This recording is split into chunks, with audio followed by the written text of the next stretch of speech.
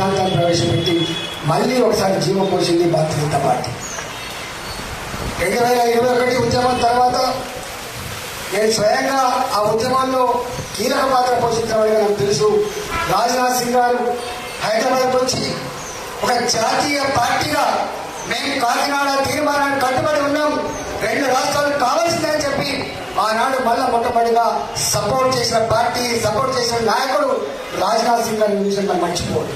నాకు ఇప్పటికి గుర్తు, నేను తెలంగాణ చిన్నమ్మగా పిలవబడేటువంటి మన అమ్మ సుష్మా స్వరాజ్ గారు, నేను స్వయంగా వారితో తెలంగాణలో అనేక సందర్భాల్లో మీటింగ్లకు ఇద్దరు కలిసిపోయి అర్థం చేస్తున్నాడు. ఆనాడు యాదగిరి గారు పార్లమెంట్ పక్కనే ఉదయం చనిపోయి ఒక ఉత్తరం రాస్తే, ఓ దేశంలో ఉన్నటువంటి మేధావులారా, రాజకీయ నాయకులారా, మా సావులు మీకు కనబడతలేదా సోనియా గాంధీ చెప్పి ఉత్తరం రాస్తే, తెలంగాణ చిన్నమ్మగా ఆనాడు తెలంగాణ యువతకి, విద్యార్థి లోకానికి బిడ్డలారా మీరు చావకండి, మేమున్నాం బీహార్ మిత్రులు అని చెప్పి ఆనాడు భరోసిచ్చినటువంటి పార్టీ, భరోసిచ్చిన నాయకురాలు సుష్మా స్వరాజ్ అనే విషయం మర్చిపోదు. ఇంతమంది కుమార్ గారు చెప్పినట్టుగా తెలంగాణ ఉద్యమంలో భారతీయ జనతా పార్టీ ఆనాడు నేను టీఆర్ఎస్ పార్టీలో ఉన్నా కాబట్టి ఆనాడు మా పార్టీకి ఆనాడు మా పార్టీకి ఇద్దరు మాత్రమే పార్లమెంట్ సభ్యులు ఉండే. ఆనాడు పార్లమెంట్ లో 543 సీట్లలో ఇవాళ మెజార్టీ కావాలంటే కాంగ్రెస్ పార్టీ ఎగబెట్టే ప్రయత్నం చేసినప్పుడు ప్రతిపక్ష పార్టీగా Bharatiya Janata party ready to support you, ఇవాళ రాజకీయాలు చేయకండి, ఇప్పటికే అనేక మంది పిల్లలు చనిపోతా ఉన్నారు, వాట్ ఈస్ రాంగ్ ఇట్ అని చెప్పి బాధ్యత బరిగీసి మేము సపోర్ట్ చేస్తామని చెప్పి భారతీయ జనతా పార్టీ ఆనాడు నిక్కచ్చిగా నిజాయితీగా సపోర్ట్ చేసింది కాబట్టి ఇవాళ మనం తెలంగాణ ఏర్పడింది. ఇవాళ కాంగ్రెస్ పార్టీని చూస్తా ఉన్నాం. ఇవాళ ఒక కొత్త ఒరవడికి, ఒక కొత్త పద్ధతికి తెరవేపాల శాఖ ఉంటే కానీ బాధ అనిపిస్తా ఉంది. ఆనాడు ఏ నీళ్ళ కోసం ఏ ఉద్యోగం కోసం అని చెప్పి వేలాది మంది పిల్లలు తమ అమూల్యమైన ప్రాణం బలిపెట్టిందో ఇవాళ ఆ చరిత్రకి, అమరత్వానికి, ఇవాళ ఆ త్యాగాలకు సంబంధం లేకుండా ఎట్లా చూస్తాం మనం చూస్తున్నాం.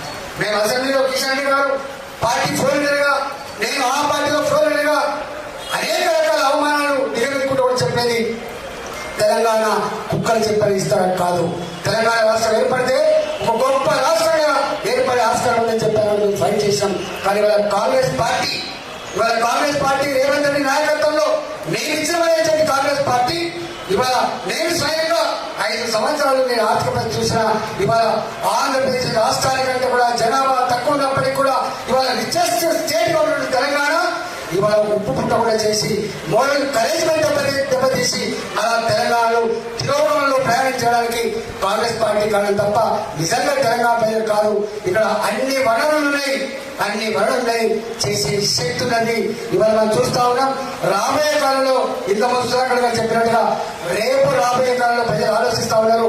భారతీయ జనతా పార్టీ కేంద్ర ప్రభుత్వ మోడీ గారి అండదండలతో ఇవాళ పక్కగా ఉన్నటువంటి ఆంధ్రప్రదేశ్ ఎట్లా దూసుకోబోతుందో అంతకంటే ఎక్కువ దూసుకోవడానికి ఆస్కారం ఉన్నటువంటి రాష్ట్రం తెలంగాణ అని చెప్పి భావిస్తా ఉన్నారు.